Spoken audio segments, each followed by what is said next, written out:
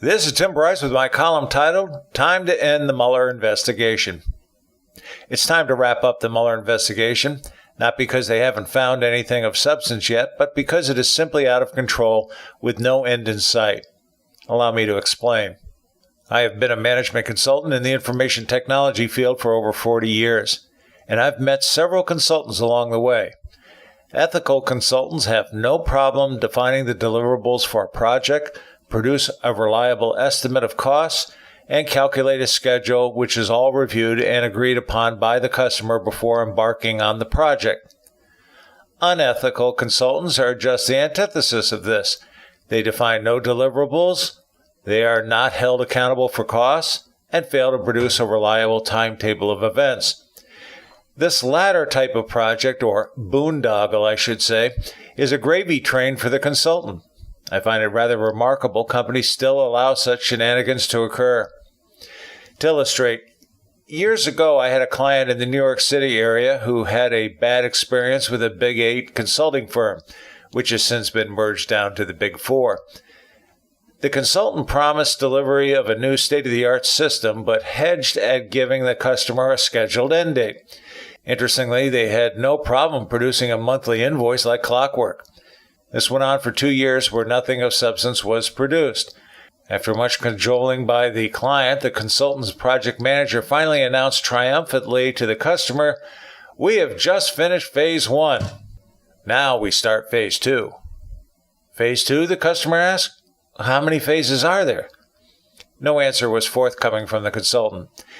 This is the same scenario being played out by the Mueller investigation. We have no idea where this investigation is going, how much it is costing, and when it will be completed. From a business perspective, this type of Donnybrook is simply unacceptable." The investigation was initiated by Order Number 3915-2017 from the Office of the Deputy Attorney General Rod J. Rosenstein. Its prime purpose was to investigate, quote, any links and or coordination between the Russian government and individuals' association with the campaign of President Donald Trump, end quote.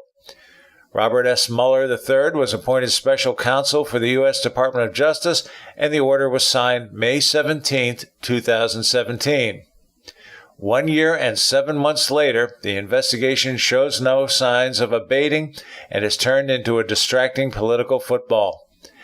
As part of Mueller's investigation, he took over several FBI investigations involving peripheral subjects.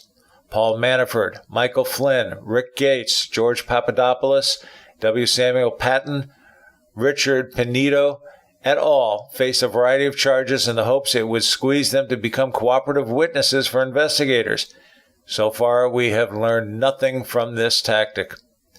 Now that the midterm elections are over and a new year beckons, it is time to either reorganize this boondoggle or put it to bed. This reminds me of another client I had in Rochester, New York, who had hired another Big 8 firm to design and develop a new manufacturing system for the company. A team of consultants were assembled and given use of a meeting room where they brainstormed for several months and tacked several poster boards around the room with various ideas drawn up on it. This went on for months with no end in sight. We were contracted to come in, examine the project, and make some recommendations. After instructing their systems management how to tackle such an assignment, the systems manager reassembled the Big 8 team in the meeting room. He then walked slowly around the room, tearing up and discarding the posters. At the end, he said, "Gentlemen, let's get down to business." It's time for the Mueller investigation to either get down to business or get off the pot. Unless, of course, there are parties who do not want it to end as it serves other purposes. Friends, keep the faith. This is Tim Bryce in Palm Harbor, Florida. Follow me on the internet at timbryce.com.